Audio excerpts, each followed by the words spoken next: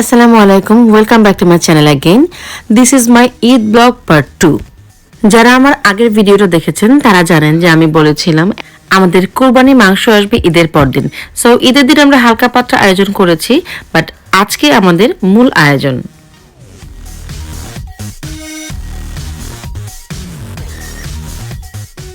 কোরবানির মাংস বন্টনের যে নিয়ম থাকে 3 ভাগে ভাগ করা, 1 ভাগ গরিবদের জন্য, 1 ভাগ প্রতিবেশীদের এবং 1 ভাগ নিজেদের। আমরা সেই নিয়ম পুরোপুরি পালন করতে পারি না, কারণ যেহেতু আমি বিদেশে থাকি আর এখানে সেই অর্থে কোনো গরিব নাই, আমরা সবাই গরিব।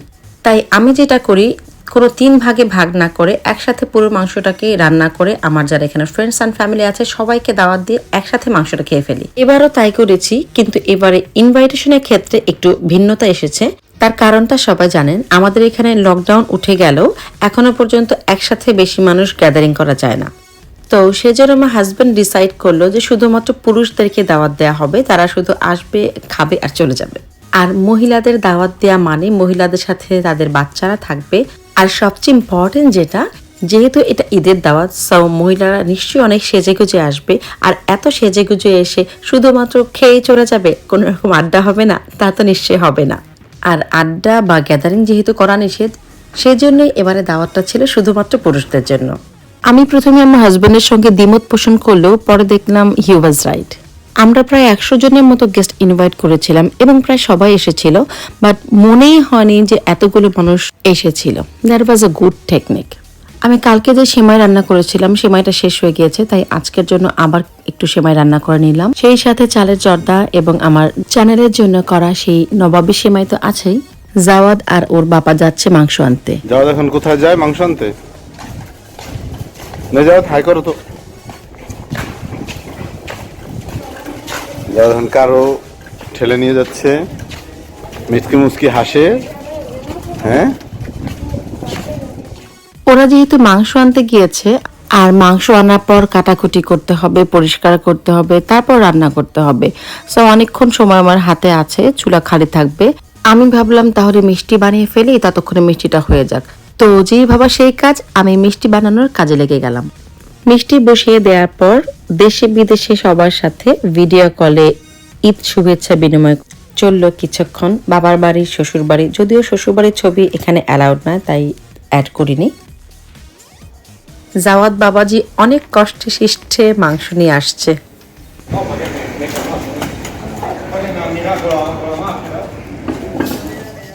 এরই মধ্যে আমাদের কোরবানির মাংস চলে আসছে।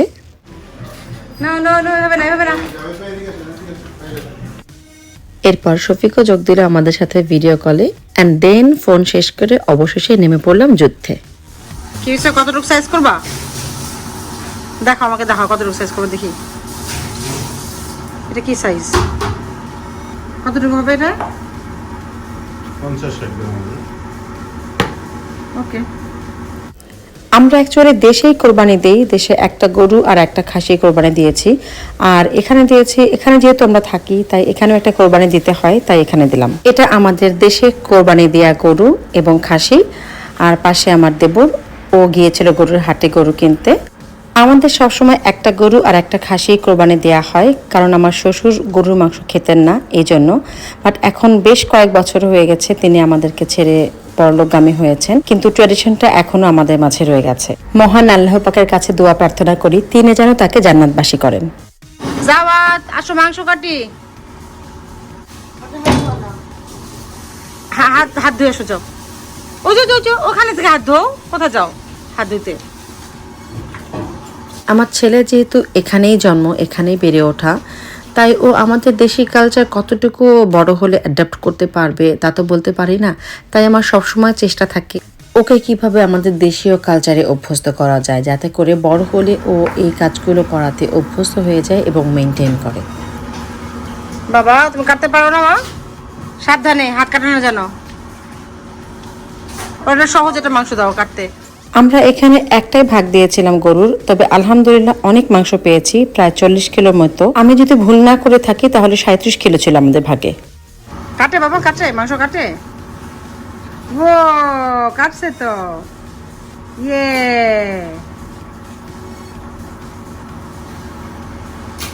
বাবা মুখে কি ওটা ফেলো? মুখে কি তোমার?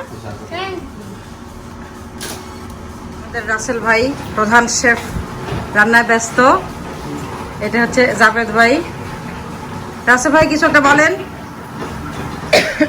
গাম বাড়ার গাম কি কাম কি?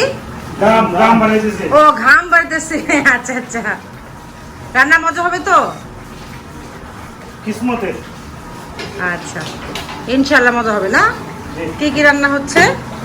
গরুর মাংস ভুনা, বিশাল ড্যাগে গরুর মাংস ভুনা, তারপরে মুড়ি ঘন্ট, মুড়ি ঘন্ট, আর কি বলেন? আর কি?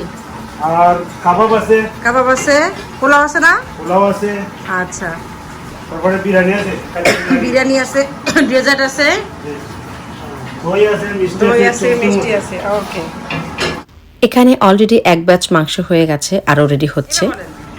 আমরা ঈদের দাওয়াত দিছি সকলকে। আপনারা সকল আইবা বাসি।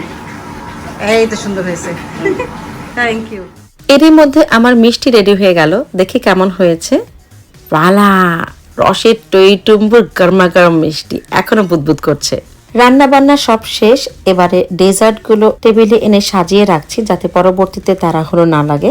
এটা হচ্ছে আমাদের সহজ ভাই, উনি আমাদেরকে হেল্প করছে আমাদের কাজে, যদিও সহজ ভাই আমাদেরকে সবসময় আমাদের যে কোনো কাজেই হেল্প করে। অলরেডি গেস্টরা আসা শুরু করে দিয়েছে। মোবারক দিই আর কি করবো। হ্যাঁ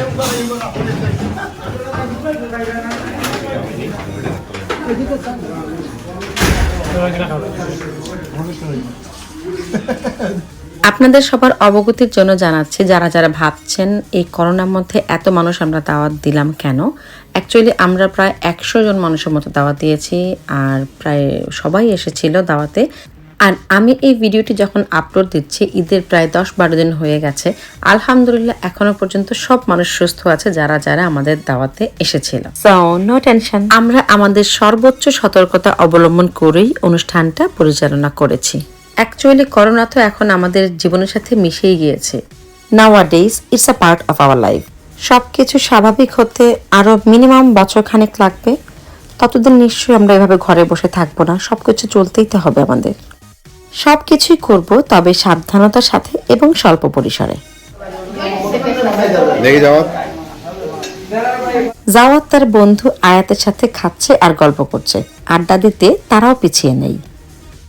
সবাইকে খাবার পরিবেশন করার পরে এবারে সহজ ভাই খেতে বসলো এবং সবশেষে আমিও খেতে বসলাম। দেখলাম একটা টেবিল খালি আছে, পিন্টু ভাই বসে আছে ওখানে, তো আমি ওখানেই বসে পড়লাম। তো এই ছিল আমার ঈদ ব্লগ পার্ট 2। এরই সাথে শেষ হয়ে গেল আমার ঈদের ভিডিও। সবাই অনেক ভালো থাকবেন, সুস্থ থাকবেন, আমাদের জন্য দোয়া করবেন। আমার এই ভিডিওটি যদি ভালো লাগে লাইক কমেন্টস করতে ভুলবেন না এবং আমার চ্যানেলটি সাবস্ক্রাইব করবেন। আল্লাহ হাফেজ।